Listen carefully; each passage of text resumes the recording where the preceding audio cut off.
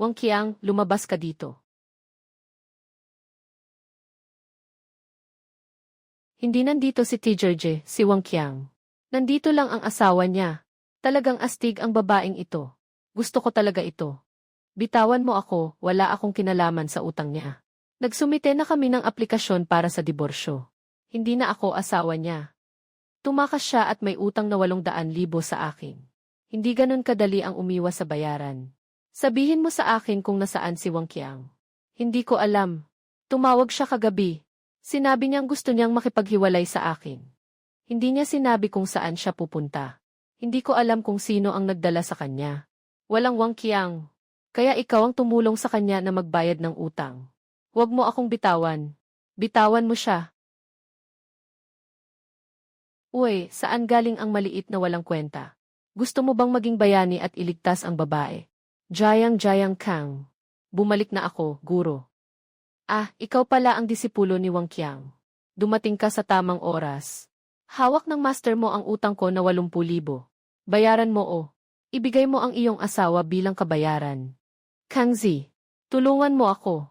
Kung utang sa sugal, hanapin mo ang may utang. Huwag mong galawin ang kahit isang hibla ng kanyang buhok. Papalag ako kung hindi ka aalis sa bangkang ito. Sa madaling salita, hindi na kayo magbabayad, tama. Dalhin mo siya, 3 tao.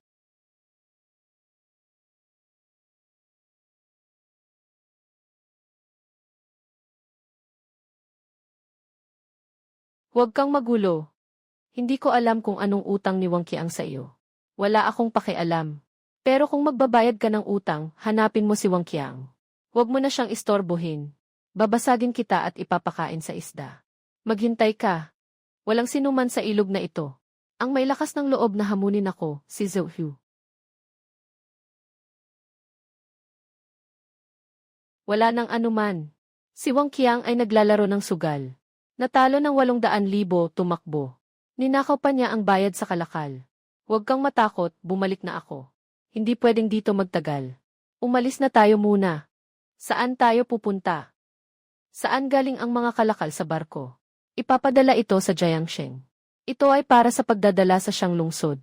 Mga kalakal ng grupo ng 4 na dagat. Kailangan maihatid sa loob ng 3 araw. Pero si Wang Qiang ay, pumunta na sa siyang lungsod, ako na ang magdadala.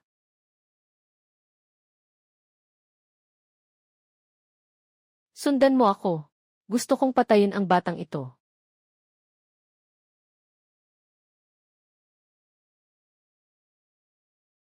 Kang Zi, pasensya na, nadamay ka pa.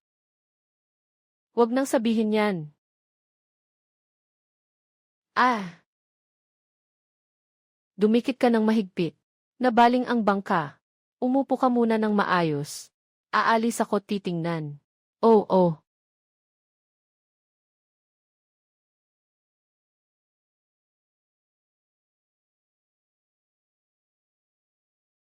Nandyan na sila, si Kang Zi at ang iba pa. Dito, masyadong maraming bahura. Mas malaki ang kanilang barko kaysa sa atin. Hindi tayo makapag-full speed. Huwag kang matakot. Ako na ang bahala.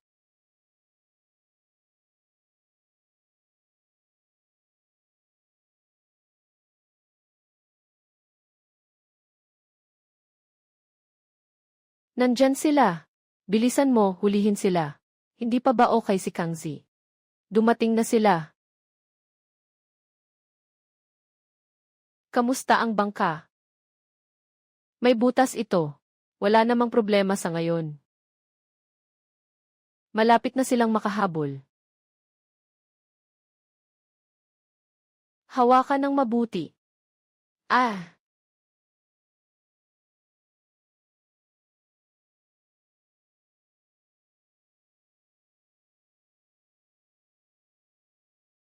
Nakatakas na naman ang batang ito.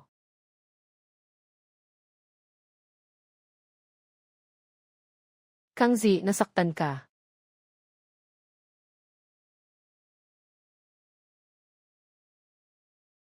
Wala iyon. Nabraso lang ako nang pumasok sa tubig. Bakit biglang? Nagkaroon si Wang Qiang ng utang na 800,000 sa sugal. Hindi naman siya nagsusugal dati. 3 taon na ang nakalipas mula nang umalis ka para maghanap ng kapalaran. Si Wang Qiang ay nagmamaneho ng bangka. Ngunit aksidenteng tumagilid ang bangka. Siya ay nahulog sa mabilis na agos. Bagamat nailigtas siya, ngunit siya ay nasugatan. Hindi na siya makagalaw. Simula noon, inisip niyang ako ay isang malas na babae.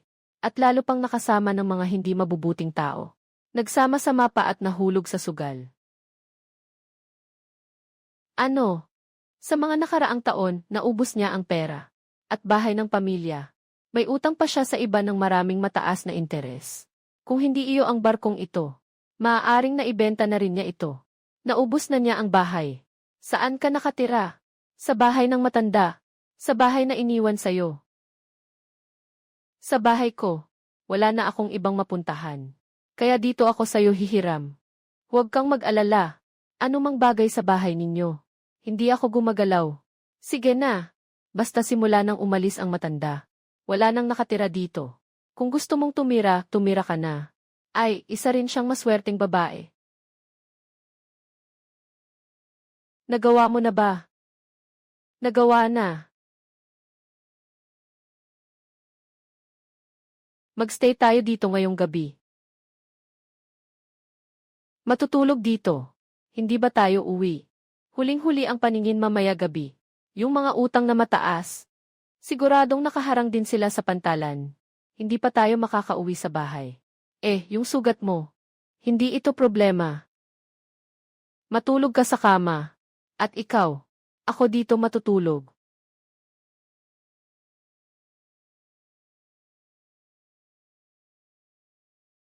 Umuulan at bumaba ang temperatura. Malamig ka ba?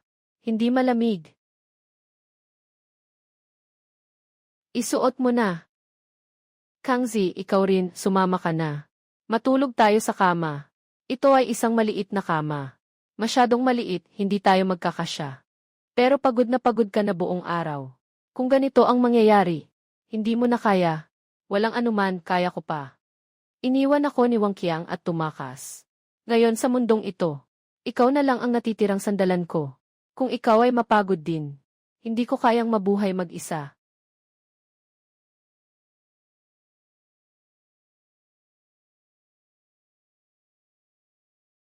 Huwag kang gumalaw. Huwag kang gumalaw. Ako ay isang normal na lalaki. Hindi ko kayang tiisin ito. Kangzi, ayaw mo ba sa akin? Sa tingin mo ba hindi ako malinis? Isa rin akong malas na babae. Wala akong ganong intensyon. Bakit ka ganito kaayaw sa akin? Masyado ba akong pangit? Nawasak ang pagkakakilanlan. Hindi ka maganda sa akin. At hindi naman talaga kayo mag-ama. Nasa nakaraan ka lang na nakipag-ugnayan kay Wang Qiang. Tawag lang sa kanya ng master. Anong klase ng alituntunin yan? At saka si Wang Qiang ay, naghain na ng hiwalayan sa akin. Wala na akong kaugnayan sa'yo. Kangzi, alam mo ba? Alam ang ano? Sa mga nakaraang taon, palagi kong iniisip. Kung sana hindi ako nag-asawa kay Wang Qiang. Sana ikaw na lang ang pinili ko. Hindi sana ako nagdusa ng ganito. Sa unang tingin sa'yo, naramdaman ko na napakamaskulin mo. Sayang, wala akong pagkakataon na pumili. Ikaw.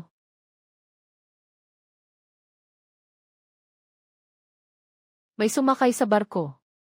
Yaman na, kuya. Sasakyang pangkalikasan.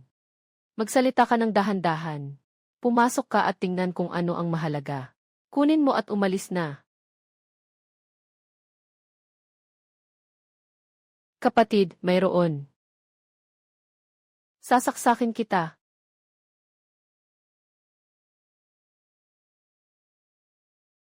Sino ang nagpadala sa inyo? Walang nagpadala. Gusto lang naming magnakaw ng kaunti. Kapatid, pakiusap. Magnakaw. Ibigay ang lahat ng pera sa katawan mo. Walang bayad sa pagnanakaw. Ibigay natin. Sobrang kahirapan. Ginagastos ito bilang panggastos sa buhay. Hindi ba't masama ang ganito? Sa daang ito ng paglalayag, kung hindi ka matigas, hindi ka mabubuhay. Yisad, simula ngayon susundin ko ang sinasabi mo. Susuportahan kita mula ngayon. Tungkol sa sinabi ni Wang Qiang, nagamitin ka bilang bayad sa utang. Huwag mo nang isipin iyon. Pagdating sa Jiangsheng, Kung gusto mong umalis o manatili, okay lang. Hindi ako aalis kahit saan. Mananatili lang ako sa tabi mo. Hanggang sa araw na ayaw mo na sa akin.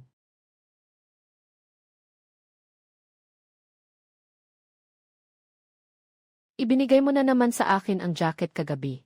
Hindi ako malamig pero mahina ka. Huwag kang magkasakit.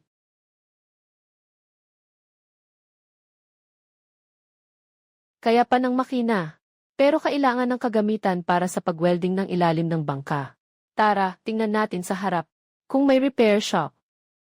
Sa lugar na ito, makikita pa ang ganitong kagandahang babae. Umalis ka. Masyado kang mayabang, kapatid. Itong pantalan ay teritoryo ko. Kung gusto mong dumaan, kailangan mong magbayad. 5,000. Walang pera. Walang pera. Kung ganon, hayaan mong ang babaeng ito ay makipag-inuman sa mga kapatid. Bilang kabayaran. Ang kamay ko. Mag-ingat.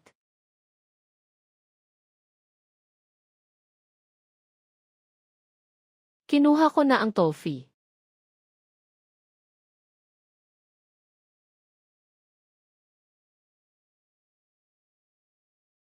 Kanina, muntik nang tamaan ka ng stick. Pupunta ako para bumili ng mga pangangailangan sa buhay.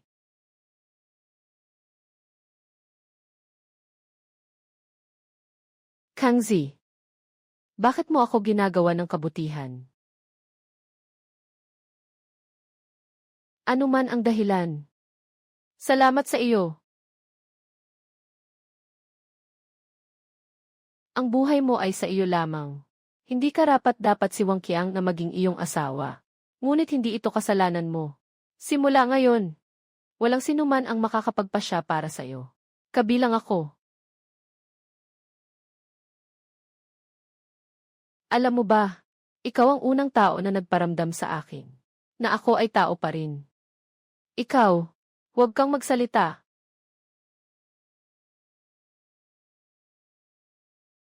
Lumuhod ka. Ibigay mo si Lin Wan kay Jiang Kang. Iniwan ka naming may pag-asa. Nung huli kang nakatakas, bata. Ngayon, sabi ni Huje, walang pakialam sa buhay o kamatayan.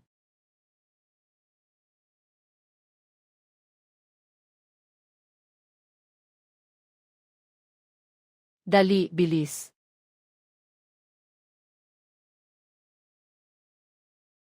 Sa taong baliw na ito, pindutin ang direksyon.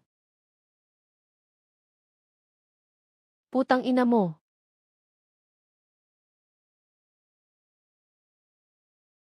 Nasaan si Zhou Hu? Nandito si Brotiger sa dulo ng daungan ng Wangjiang. Ilang tao pa kayo?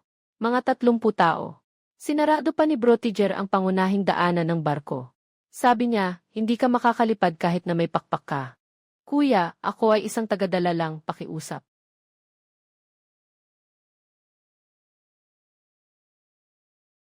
Masakit ba? Ayos ka lang ba? Ayos lang pero may problema. Anong gagawin natin?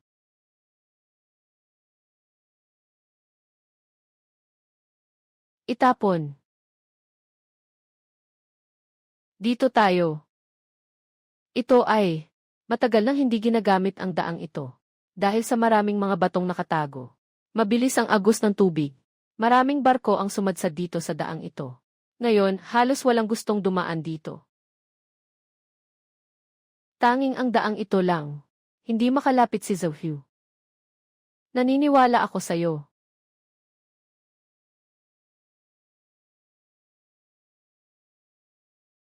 Nakatakas ang batang iyon kay Teacher Je.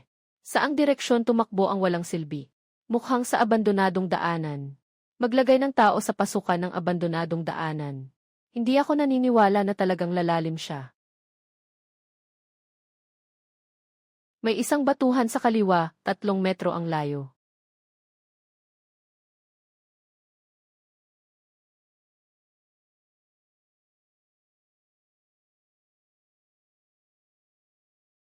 Kangzi. Nakita ko na. Tumayo ka ng maayos. Ako, magpapatuloy akong mag-explore. 3 metro, 2 metro, 1 metro.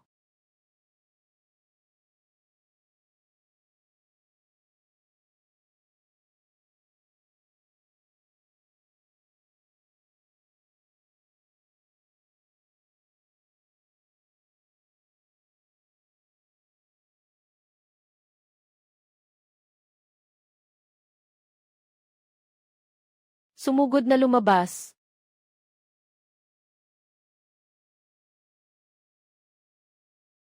Kangzi. Sino yan? Ito ang teritoryo ko. Tito Chen.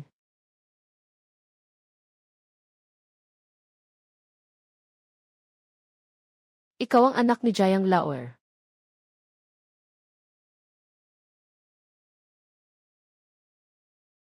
Kung andyan pa ang tatay mo, at nakita kang bumalik sa paglalayad, hindi ko alam kung matutuwa siya o sisitahin ka.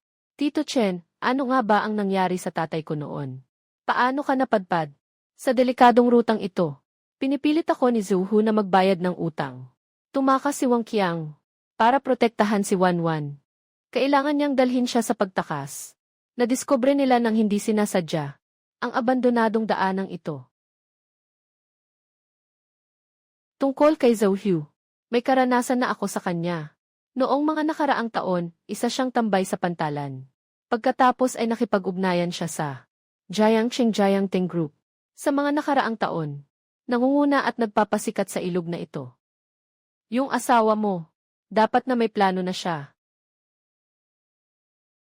Anong ibig sabihin? Si Wang Qiang ay hilig magsugal.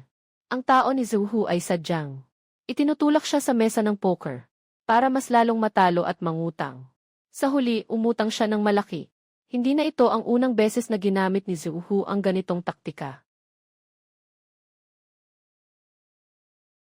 Batang Jiang, ano ang balak mong gawin pagkatapos nito? Gusto kong ayusin ang barko at dalhin mo siya sa ibaba ng ilog. Narinig ko na may isang matandang Zhao doon. Natatakot si Zhou Hu sa kanya. Zhao si Hai. Alaynan, talagang hindi siya natatakot kay Zhou Hu. Pero hindi rin siya mabait. Akala mo ba tutulungan kanya ng walang dahilan? Wala akong inaasahang tutulong siya ng walang kapalit. Sige, dito na muna tayo ngayong gabi. Tungkol sa bangka, bukas na lang pag-usapan.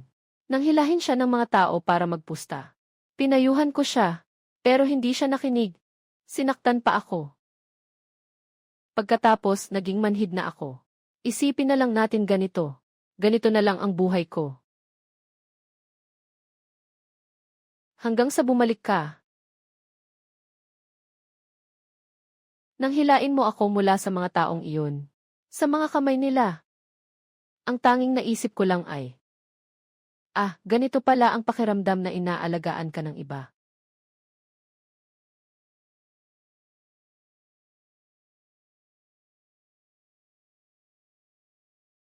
Guro na babae. Tawagin mo akong Lin Wanwan. Inalay mo ang buhay mo para sa akin. Sabi ko na po protektahan kita. Kung gusto ko pa ng higit. Ako, ayaw kong makinig sa iba. Tanong ko lang, kaya mo ba? Kaya.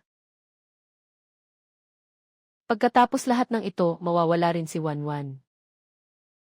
Wanwan, ano ang gagawin mo? Hindi ko alam kung makakatakas tayo sa kamay ni Zhou Hu. Kaya gusto kong bago pa man tayo mahuli. Dito si Uncle Chen, ang lugar niya. Ang gulo mo. Hindi ko na kaya pang alalahanin yun. Basta, mapagsamantalahan si Zhou Hu at ang mga gago niya. Mas mabuti pang ibigay ko sa'yo. Inayos ko na ang bitak sa ilalim ng bangka. Kailangan palitan ang propeller. May mga piyesa ako dito. Pero abuti ng kalahating araw. Salamat, Tio Chen, sa bayad sa trabaho at mga piyesa. Huwag mo akong pag-usapan tungkol sa pera. Tumulong ang tatay mo noon. Ito ang ibinabayad ko sa kanya. Jiang, kailangan kitang paalalahanan. Ang daanang ito na hindi na ginagamit ay hindi pang matagalan. Nakapagtagumpay kang makatawid dito. Bahagyang sa kakayahan. Bahagyang sa swerte. Alam ko, ito ang mga daanang guhit ko sa mga nakaraang taon. Lokasyon ng mga bahura. Nakamark ang lalim ng tubig at mga nalubog na barko.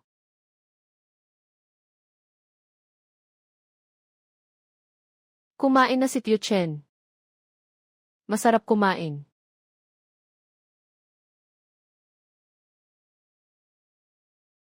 Kang Zi. Narinig ba ni Tio Chen kagabi?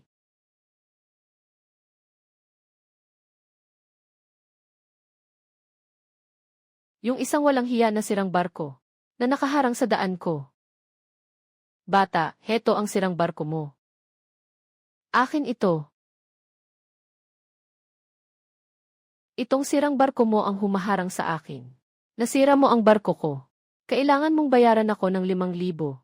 Babayaran mo ako. Okay lang kung walang pera. Hayaan mong isama mo ang asawa mo para makipag-inuman sa akin. Tama na ang usapang ito.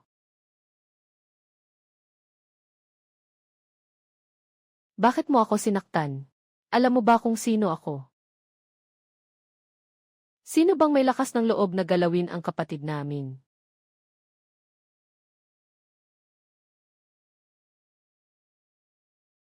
Hindi ka na makagalaw, di ba? Babasagin ko ang mga tadyang mo.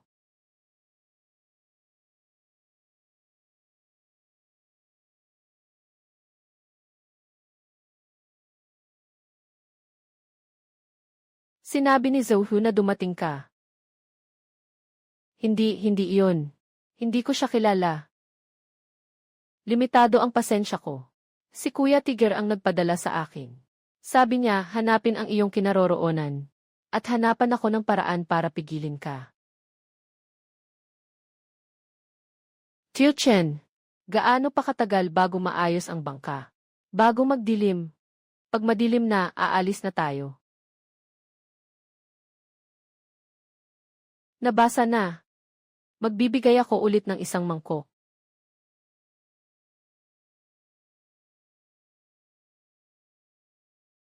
Naipadala na ang mga kalakal ni Boss Lee sa Jiangsheng. Mangyaring suriin ninyo. Sobrang laki ng nasasayang na kalakal. Ang mga isda na ito, hindi ko na kayang bayaran ang freight ng presyo ng orihinal. Boss Lee, ang mga kargamento natin ay nasa buong proseso ng preserbasyon. Ang rate ng pagkasira ay nasa normal na saklaw. Sabi ko, kung hindi normal, hindi normal. Pero kung alam mo ang mga patakaran, hindi naman ako hindi makikisama. Ang bayad sa pagpapadala ay ayon sa kontrata, 20,000. Walang bawas. 2,000 ang ibibigay ko sa inyo mula sa 20,000. Dito sa pantalan ng Jiangsheng. Sinasabi ko, walang sinuman ang magtatangkang sumagot sa akin. Sobra ka na. Sinasabi sa kontrata. Bakit hindi ka makontento? Paluin mo sila para sa akin.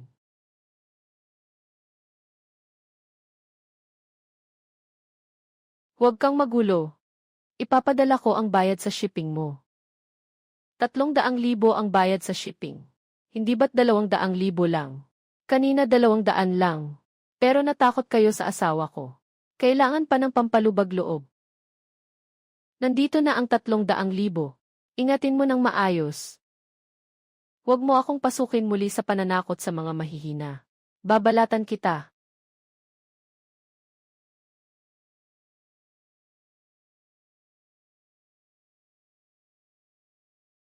Hindi maganda. Jiang Kang. Jiang Kang, ang hirap hanapin ka. Tumakas. Hahaha, putulin mo ang mga binti ng batang ito.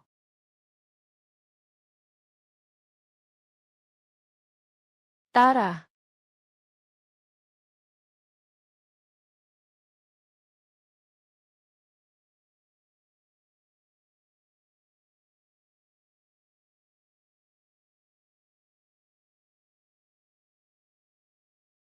Sundan mo ako.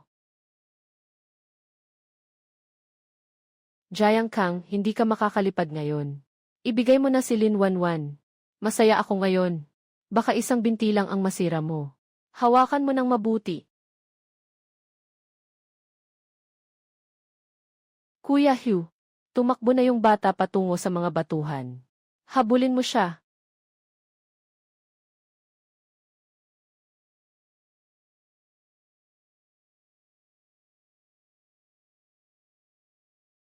Ah! Huwag huminto, ituloy ang habol.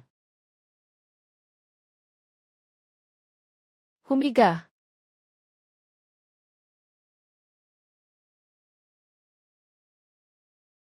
300. You ah.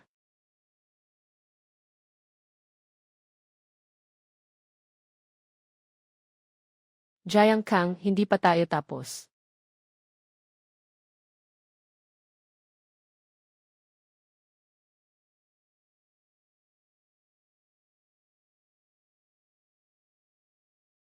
Ngayon, muli mo akong nailigtas. Ako ang nagdala sa iyo ng problema. Hindi ko pinapayagan kang sabihin yan. Kung wala ka, matagal na akong patay. Huwag ka nang magsalita ng ganyan sa hinaharap, tungkol sa mga bagay na ibinibigay mo. Pero lalo akong natatakot. Natakot sa anong bagay? Natakot na baka talagang mangyari ang masama dahil sa akin. Mas natatakot pa ako, na kapag natapos na ang lahat, wala nang dahilan para hawakan ka pa rin. Hanggat gusto mo, lagi pa rin ang dahilan na iyan. Hindi mo ba sinabi na gusto mong magkaroon ng sarili mong barko? Bibili tayo ng isa. Spring ay nagdadala ng mga kargamento. Tag-init ay nanonood ng paglubog ng araw. Taglagas ay bumibili ng alimango. Taglamig ay humihinto sa tahimik na lugar at naghihintay ng nyebe. Dalhin. Yuan dalhin. Gusto kong makita si Ginoong Zhao. May appointment ka ba? Wala, pero gusto ko. Kung walang appointment, hindi ka makakapasok. Gusto mong makipagkita sa matandang iyon sa ganitong sirang bangka. Nakita mo ba? Yung mga iyon naghihintay. Mga tao na gustong makipagkita sa matanda. Hindi ka pa nga nakapagsimula sa pila. Bumalik na kayo kung may isip kayo. Huwag nang hintayin na kumilos kami. Tara na. Hindi man lang nila kami pinapayagang matapos ang sinasabi. Ganito na talaga ang mundo. Hanggang hindi ka makapangyarihan. Walang makikinig sa'yo. Ano ang gagawin natin? Laging lalabas si Lolo Zhao. Basta't siya ay lumabas. Makakausap ko siya ng harapan. Hindi maganda. Naku.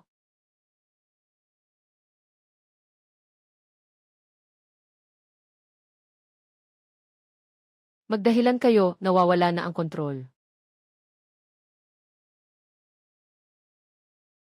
Kang Zi.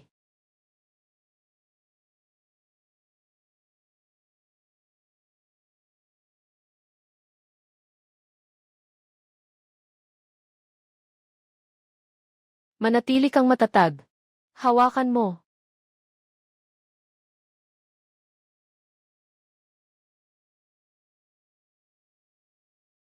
Ah! Kang Zi, ang likod mo.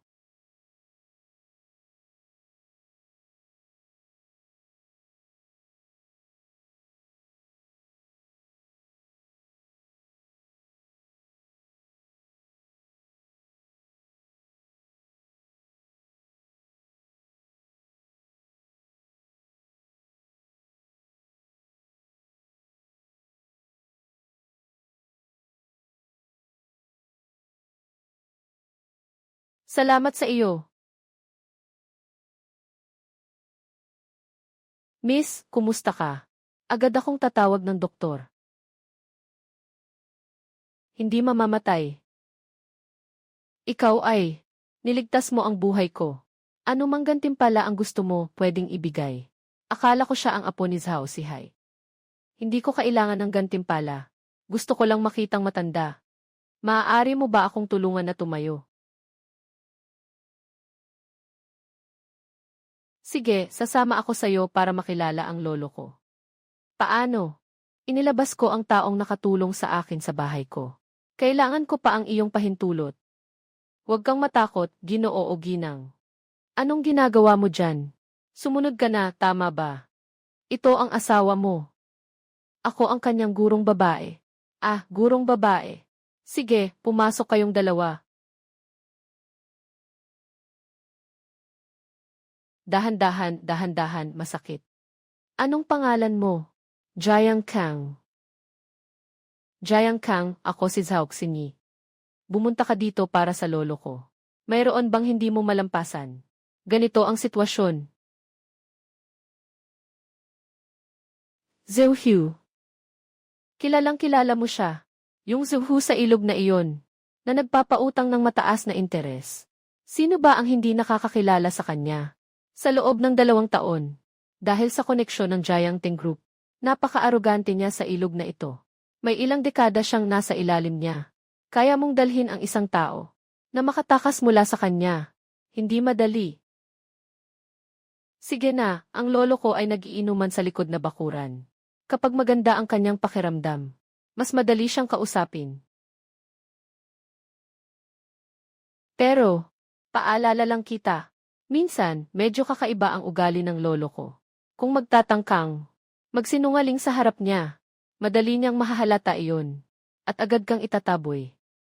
Wala naman akong dapat itago. Ayos lang iyon. Kang Zi, hindi mo pa naaalagaan ang sugat mo. Walang anuman.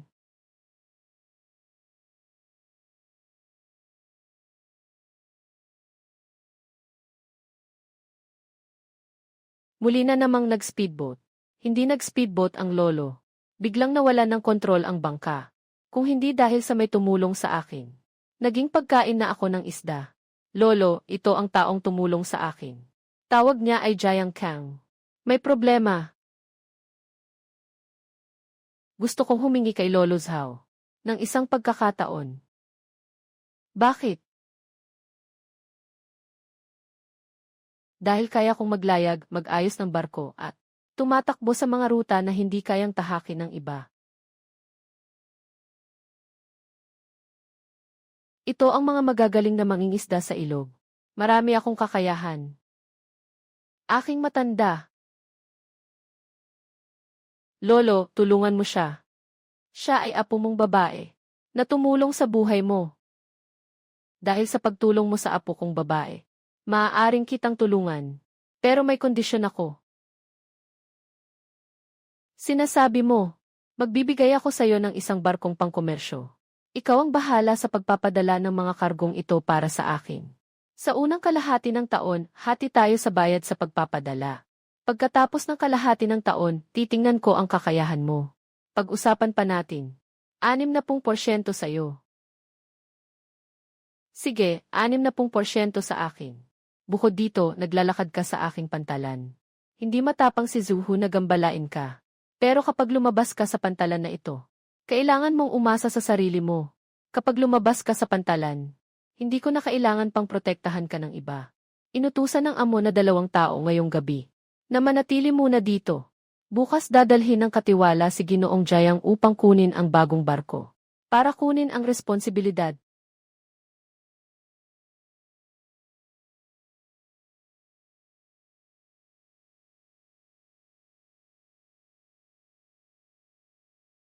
Para mailigtas siya, handa mong isuko ang iyong buhay.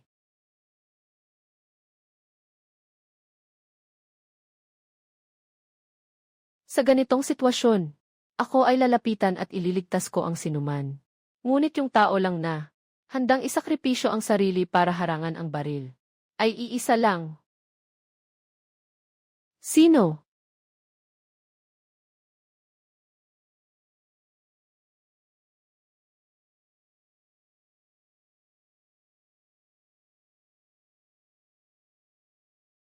Masakit ba?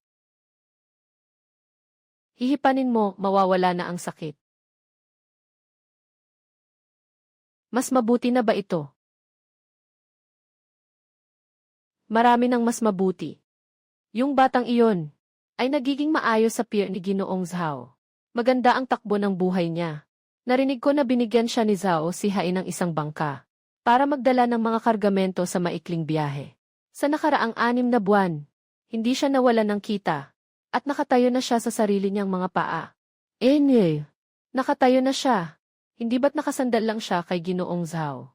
Sa ilalim ng pantalon, ayaw bang lumabas? Kung may lakas siya, lumabas siya sa pantalan. Pipilitin kong hindi siya makaalis. Kuya Tiger, patawarin niyo ako. Babayaran ko ang 800,000. Babayaran ko talaga. Bawiin mo. Ano ang ibabayad mo? 6 na buwan ka nang may utang. Pautang sa pautang. Magkano na ngayon? 121, ang prinsipal ay 800,000. 29,022.00 ang prinsipal ay 800,000. Ayon sa ating interes, magkano na ngayon? 113,000. 110. Kuya Tiger, wala talaga akong pera. Wala akong pambayad kahit sa pagkain. Walang pera. Pwede namang maghanap ng paraan. Halimbawa, hayaan mong tulungan ka ng asawa mo sa pagbabayad. Lin Wanwan. Hindi siya nahuli ninyo. Siyang nailigtas ng iyong alagad. Ngayon ay kasama si Jiang Kang. Sa pantalan ni Zhao Sihai. Masaya ang buhay niya roon. Bastardo. Hinawakan niya ang asawa ko. Uy, nagprotekta na siya sa pagkain. Bakit ka nagagalit? Hindi ka ba rin? Iniwan mo ang asawa mo para magbayad, di ba? Pero hindi siya pwedeng. Sige na, tinawag kita. Hindi para makipag-usap ng mga walang kwentang bagay. Nandito ako para ipakita sa'yo ang paraan para makabayad. Anong daan? Ganito ka na ngayon. Bumalik ka at hanapin si Lin Wanwan. Siguradong hindi siya sasama sa'yo. Pero may hawak kang baraha. Kahit nag-file kayo ng annulment, hindi pa tapos ang proseso. Legal pa rin siyang asawa mo.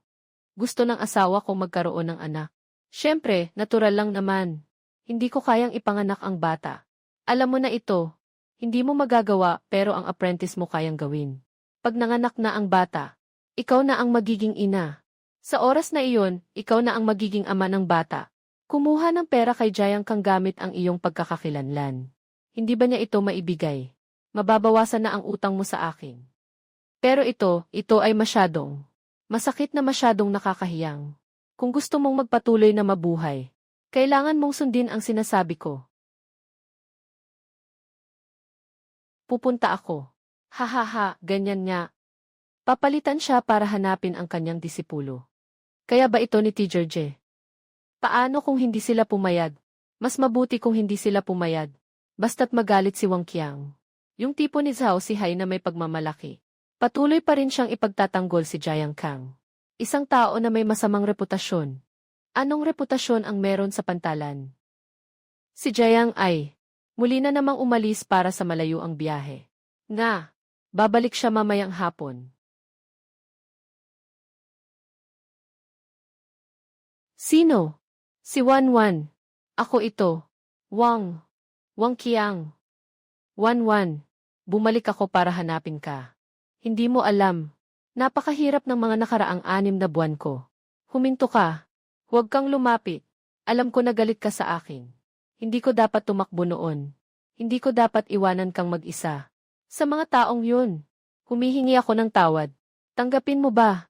Humihingi ako ng tawad.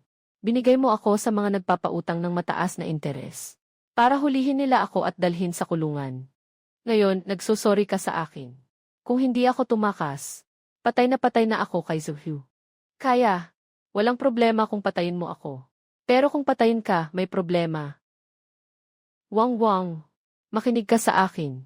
Sa pagbabalik ko ngayon, talagang gusto kong makipag-ayos sa'yo.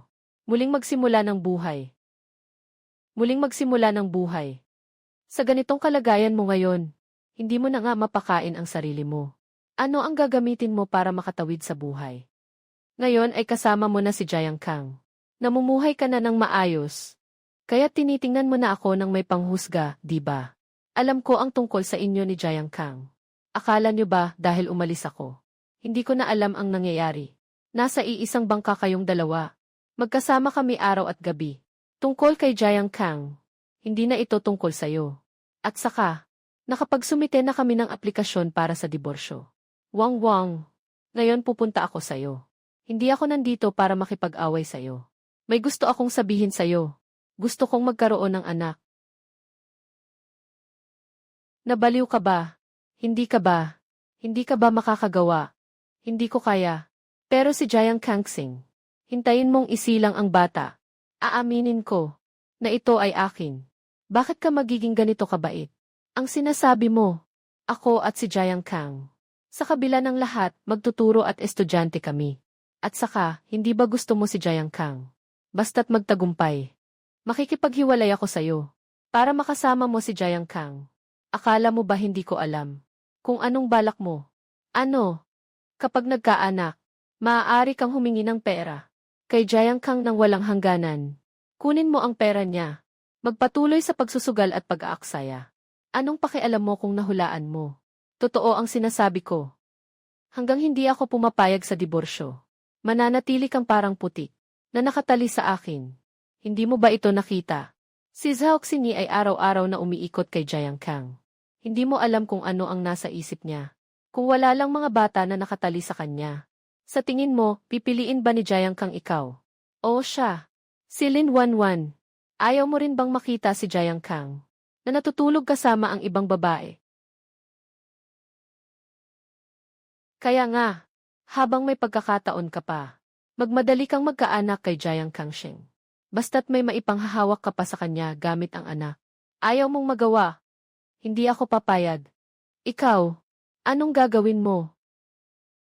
Sige, sisigaw ako ngayon, na si Jiang Kang ang natulog sa asawa ko. At pinilit pa akong guro, na ganito, titingnan ko siya, kung paano siya magpapanggap dito sa pier. Kaya mo? Akala mo ba hindi ko kaya? Wala na akong ibang daan na tatahak. Sama-sama tayong ilibing. Sulit na sulit ako. CJ. Kangzi. Sino ang nag-utos sa'yo na pumunta? Bitawan. Bitawan mo ako. Ang galing mo, Jiang Kang. Kaya mo ring matulog, guro. Huwag kang magkalat ng chismis.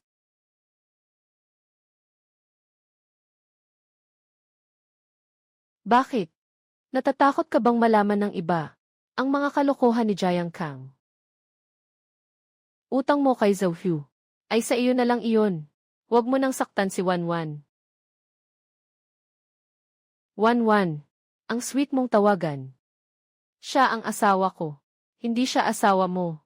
Sasabihin ko sa'yo. O ibibigay mo sa akin lahat ng pera nyo. O lahat ng pera nyo ay ibibigay sa akin. Utang ko, ikaw ang magbabayad para sa akin. O kaya, ngayon na lang ako magsasalita. Para malaman ng lahat sa pantalan. Ang ginawa mong kabutihan. Utang mo, wala akong babayaran para sa iyo. Anong sinabi mo? Walang iba kundi ang 800,000 na ikaw ang natatalo sa sugal. Ang pagtakbo mo ay desisyon mo. Ako ang magbabayad ng utang mo. Magtataya ka at mangungutang ka ulit. At ipapagamit mo si Wanwan para sa utang. Sasabihin ko sa lahat, nakatulog ka sa asawa ko. Hindi ako tinamaan ni Jiang Kang. Kung gusto mong sumigaw, gawin mo. Maaari pa tayong magdaos ng pagdinig upang suriin. Ngunit tumakas ka dahil sa utang sa sugal. At iniwan ang asawa mo sa mga nagpapautang ng mataas na interes. Tingnan natin kung ano ang magiging desisyon ng korte sa bagay na ito.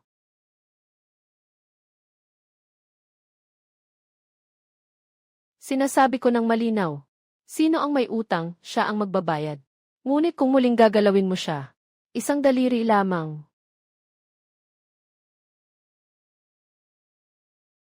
Dalawang pangit. Maghintay ka lang.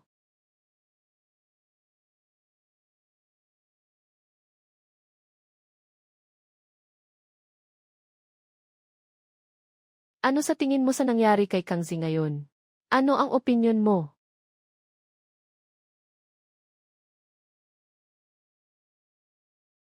Si Wang Qiang ay bumalik.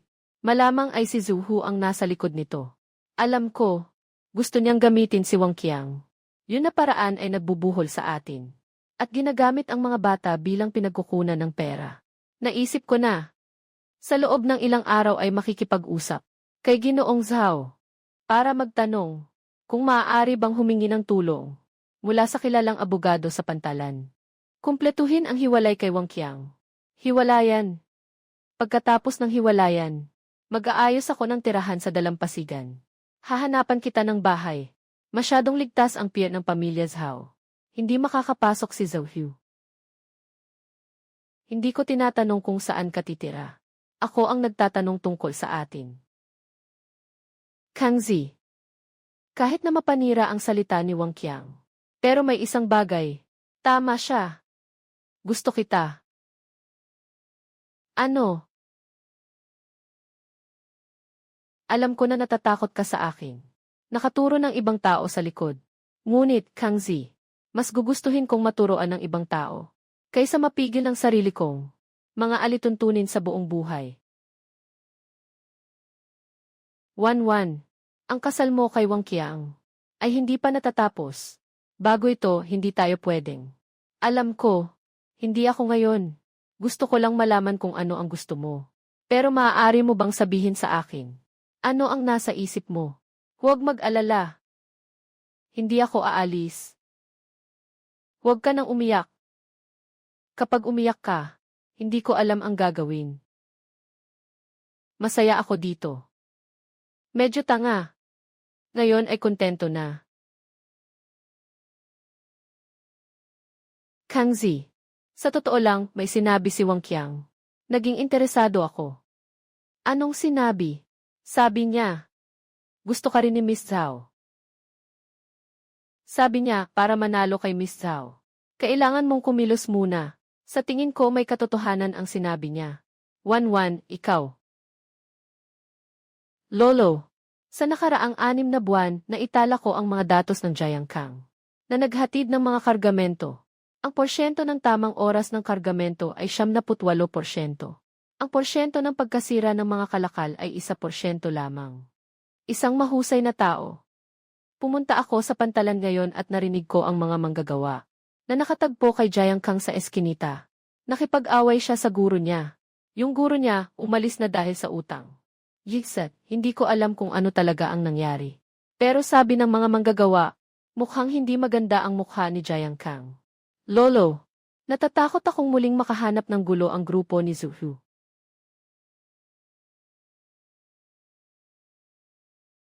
Alam mo ba kung bakit?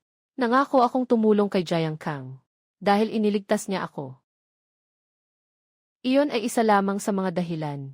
Noong araw na pumunta siya sa akin, ang sinabi niya ay, nais kong humingi ng pagkakataon para mabuhay. Ang mga ganitong tao ay hindi basta-basta. Parang nakatingin sa manugang. Gusto mo siya? Nailigtas niya ang buhay ko. At iba siya sa mga lalaki sa daungan na umiikot sa paligid ko. May kasama siyang linwanwan. Hindi mo ba nakikita? Nakikita ko. Ano ang balak mo? Hindi matatalo ng iyong apo ang sinuman. At sa tingin ko, sa hinaharap hindi siya maging isang maliit na tauhan na tumatakbo lamang sa maikling distansya. Kang Zi. May nangyari. Anong nangyari, Chenbo? Sabihin mo ng dahan-dahan. Inilagay ko ang bangka sa West Bay kagabi upang mag-overnight. Nang madaling araw, may 7 o 8 bangka ang dumating. At inubos ang lahat ng diesel sa aking bangka. Sila na naman ang mga magnanakaw ng langis. Ito na ang ika-4 na insidente ngayong buwan. Ang pugad ng mga magnanakaw ng langis ni Chen. Alam mo ba kung nasaan ito? Dito lang. Kang Zi, gusto mo bang kumilos? Ang taguan ng langis ni Zhou Hu.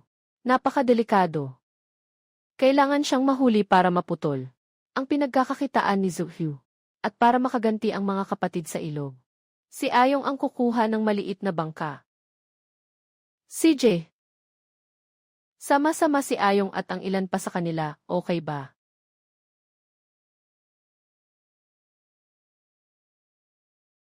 Kung mas maraming tao, mas malaki ang sansa nilang mapansin. Maganda ang mga paninda ngayon. Tatapusin na ang bayad na ito. Mas madami pa tayong makukuha kay Brother Hu. Boss, narinig ko may isang batang mula sa Jiang Kang na medyo mayabang na noong nakaraang beses nabangga ang barko ni Brother Hu. Yung batang iyon ay nakatago sa pier ni Ginoong Zhao at hindi makalabas. Kung maglakas loob siyang pumunta sabay ng mga multo, walang balik na makakabawi sa kanya. Totoo ba? Sino?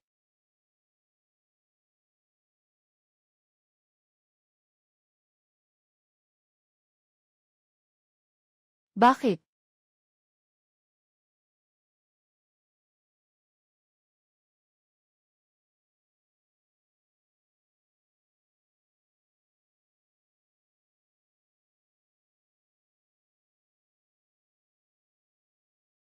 Sasaksakin kita hanggang mamatay.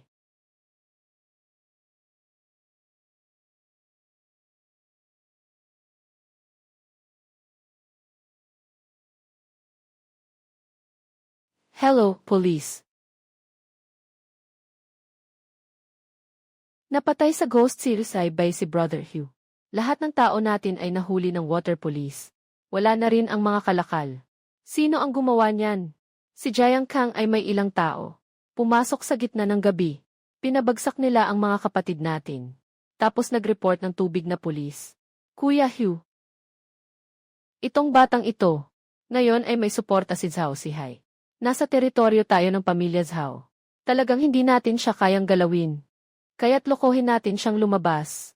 Maghanap ng tao na magpapanggap na may-ari ng kargamento. Bigyan mo siya ng malaking order. Ipapadala ito sa Linjiang Town. CJ, Ginoong Jiang, matagal na tayong hindi nagkikita. Ang kargamentong ito ay kailangang ipadala. Sa Linjiang Town sa ibaba, ang bayad sa pagpapadala ay 50,000. Dapat itong maipadala sa loob ng 3 araw. Dagdagan ng 20,000. Kaunti lang ang takbo ko sa linya ng Linjiang Town. Hindi ako pamilyar sa daan. Walang problema, nagtanong na ako. Mabilis at matatag ang bangka ni Boss Jiang. Dadaan sa tubig ng Sancha River. Malapit pa at nakakatipid sa gasolina. Sancha Shenbei. Kukunin ko ang order na ito. Bukas ng umaga aalis tayo. Parang may hindi tama sa taong ito. Kung gusto nilang magpanggap, sasamahan natin silang magpanggap. Yong, bukas ng umaga ikaw ang bahala. 2 tao ang magmamaneho ng maliit na bangka. Maaga tayong darating sa hilagang pampang ng ilog. Nakatago sa mga tambo. Kapag nakita ang signal flare, sumugod ka dito. Naiintindihan. Xiao Liu, ikaw ang manatili sa kooperatiba. Ipaalam ang sitwasyon sa matandang Zhao sa lahat ng oras. Zhou Hu, kung susubukan mong dumating, hindi ka na makakabalik.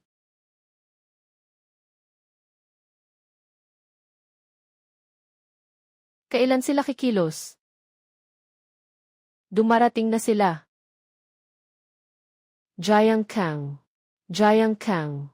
Sabi ko na, paglabas mo sa pier ng Zhao, ikaw na ang magiging pagkain ko. Ngayon, tingnan natin kung sino pa ang makakapagligtas sa iyo. Zhou Hu. Malaki ang iyong estilo, Kahit malapit na ang kamatayan, matigas pa rin ang dila. Ihampas ang bangka dito. Ibigay mo si Lin Wanwan.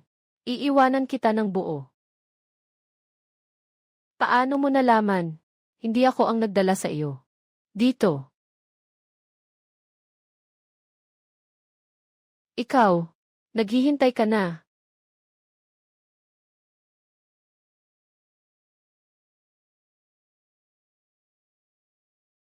Hindi na kayang tiisin ni Tiger. Handa sila. Jiang Kang. Mabubuhay akong patayin ka balang araw. Lahat ay withdraw mo na.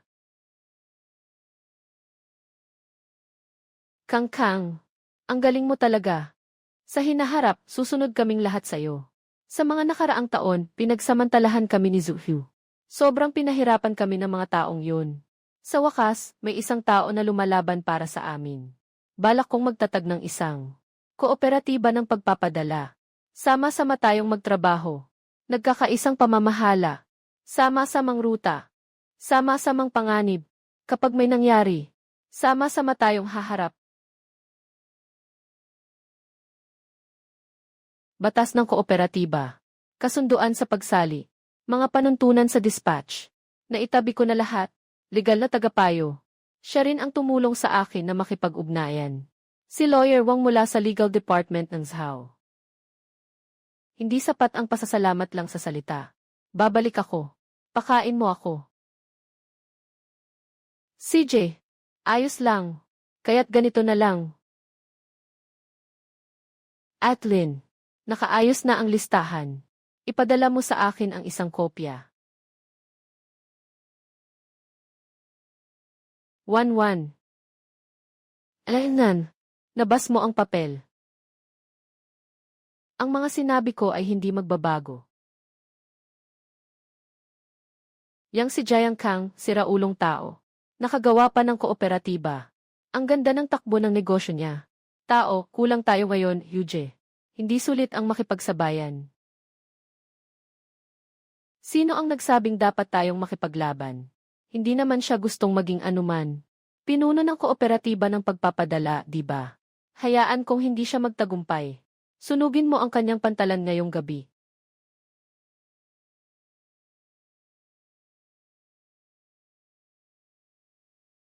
Nasusunog na, tulungan niyo ako.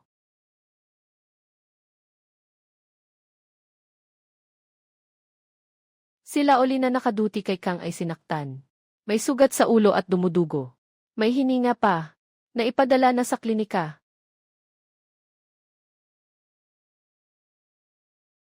Zhou Hu. Kang Zi. Hindi kita palalampasin. Ginoong Zhao. Sinunog ni Zhou Hu ang aking daungan. Talagang lumampas na siya sa hangganan. Hindi ko na kayang maghintay. Ano ang balak mong gawin? Ang pugad ni Zhou Hu. Nalaman ko na ang lokasyon nito. Sa abandoned military factory 60 milya sa ibaba. Sa ilalim niya, mga 20 tao pa ang natitira. 4 na speedboat. Ano ang kailangan kong gawin? Gusto kong humiram ng ilang tao mula sa inyo. Kailangan ko ito ng sabay-sabay. Dapat kong bunutin si Zhou Hu mula sa ugat. Zhao's Wharf. Makakapagbigay ng 0 bangka at 50 tao. Ngunit may isang kondisyon ako. Hindi dapat manatili si Zhou Hu. Kapag natumba, dapat na. Hindi na siya makabangon muli.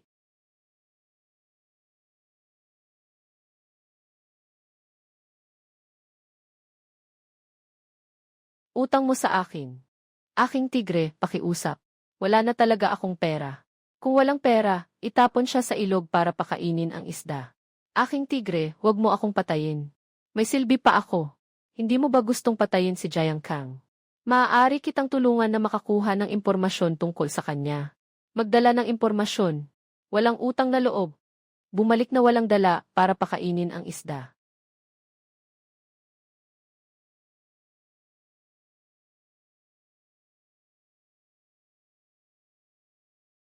Nagtutspi ka para kay Zhou Hu. Hahaha, si Zhou Hu ang nagpilit sa akin. Sabi niya, kung hindi ko siya tutulungan, papatayin niya ako. Dahil nakikita ni Kang Zi na tayo ay mag-aaral at guro. Pakiusap, patawarin mo na ako ngayon lang. Hindi na ako gagawin uli. Si Shitu Zhou Hu ay sinunog ang aking imbakan. Hinampas ang aking kapatid. Patuloy ka pa rin na nagsusulong para sa kanya. May mukha ka pang banggitin ang 2 salitang iyon. Ay!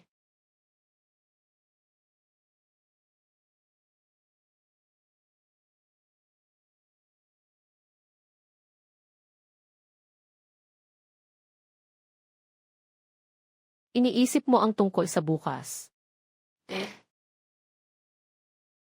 Natatakot ka ba? Hindi dahil sa takot sa kamatayan. Natatakot ako kung sakaling may mangyari, na hindi ko magagawa ang mga ipinangako sa iba. Ano ang ipinangako mo sa kanino? Ipinangako ko sa iyo. Sasabihin ko, hintayin matapos ito. At dadalhin kita sa isang mapayapang buhay. Kang Zi. Sa loob ng kalahating taon, sumama ka sa akin. Nakatulog ka sa driver's seat. Nainitan ng malamig na kanin at niyaya. Nabahala. Pagkatapos ng laban bukas, tapos na ang usapan tungkol kay Zhou Hu. Kapag dumating ang panahon, saan mo gustong pumunta? Sasamahan kita kahit saan. Wala akong pakialam kung saan. Basta't andyan ka, ayos na. Naalala mo ba?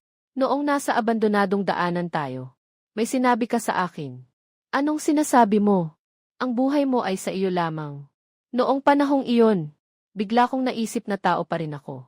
Kaya bukas, kailangan mong alagaan ang sarili mo. Ang buhay mo ay sa iyo lamang. Ngunit ang puso ko ay nasa iyo. Kung may mangyari sa iyo, nawala ang puso ko.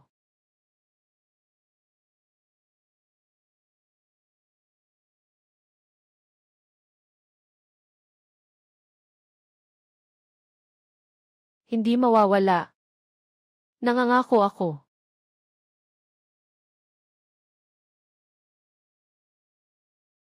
Masyadong mababa ang visibility, Kang Je. Saktong nasa ulap din ang mga tao ni Zhou Hu. Hindi tayo makikita.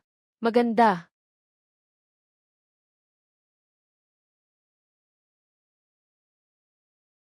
Magbigay ng signal.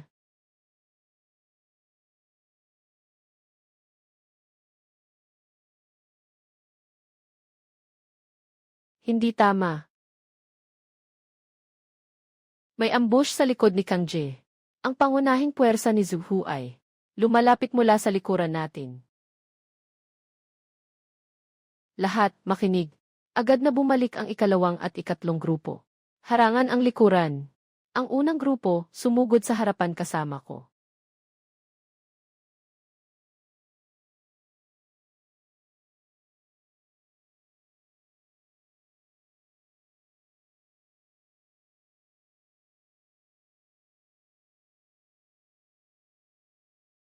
Halos tapos na ang laban ni Kang Je sa likod.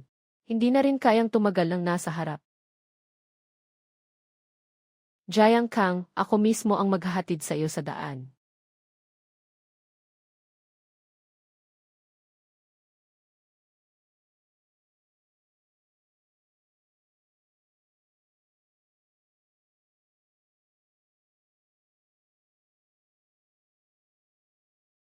Zhou Hu, sigurado akong mamamatay ka ngayon.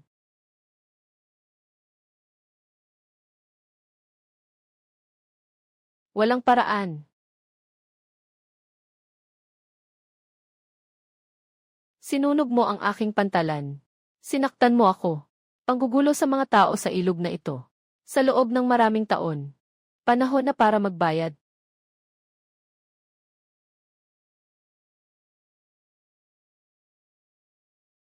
Boss, si Zhu Hu ay nangutang ng mataas na interes sa mga nakaraang taon. Nasa librong ito lahat. Mahigit 100 mga may-ari ng bangka ang kasangkot.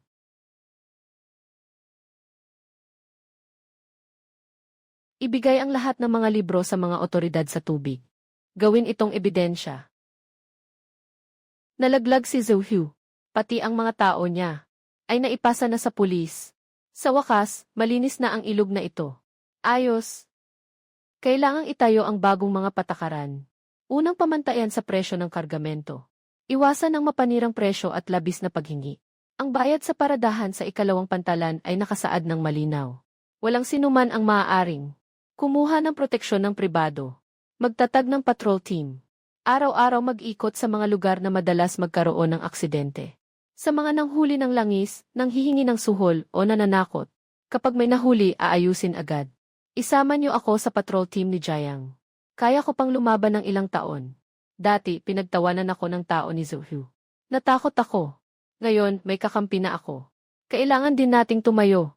Gusto kong sumali sa patrol team. Sino ang gustong sumali sa patrol team? Mag-sign up sa kay Iguang. Itayo ang mga patakaran upang matiyak para sa lahat na maayos ang kanilang kabuhayan. Ayos. Ang modelo ng kooperatiba ay walang problema sa maikling biyahe. Ngunit kailangan itong palakihin. Kailangang maging formal. Magparehistro ng kumpanya. Mag-apply para sa lisensya ng ruta. Para makapagtanggap ng malalaking order mula sa ibang probinsya. Saan nanggagaling ang pondo ng kumpanya? Sabi ng lolo ko, hinahati ang kalahati ng Zhao Shipping. Bilang estratehikong pamumuhunan. Ang natitira ay maaari mong gamitin sa kooperatiba. Ang kita sa mga nakaraang taon ay pwedeng ipuhunan. Sige, ganun na lang.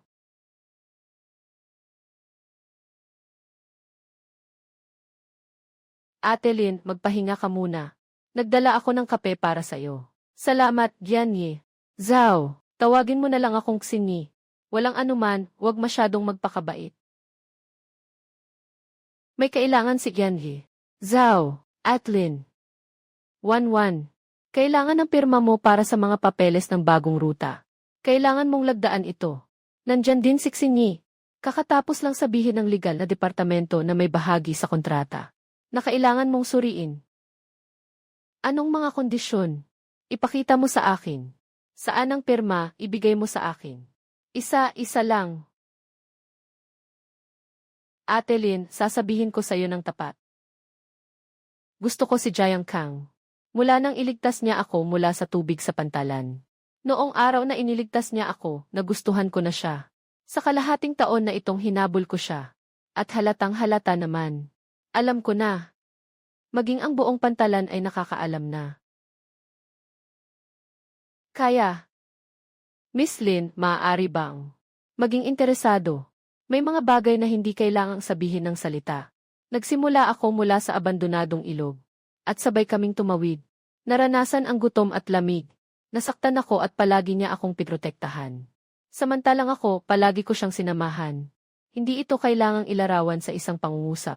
Ikaw, maaari kang magpatuloy sa paghabol sa kanya. Bata at maganda ka. May suporta mula sa Zhao family. Mayroon kang 100 dahilan. Para sa tingin mong mananalo ka. Pero may isang bagay. Hindi ko papayagan. Kung ayaw, hindi ko papayagan. Hindi ba ako matatalo?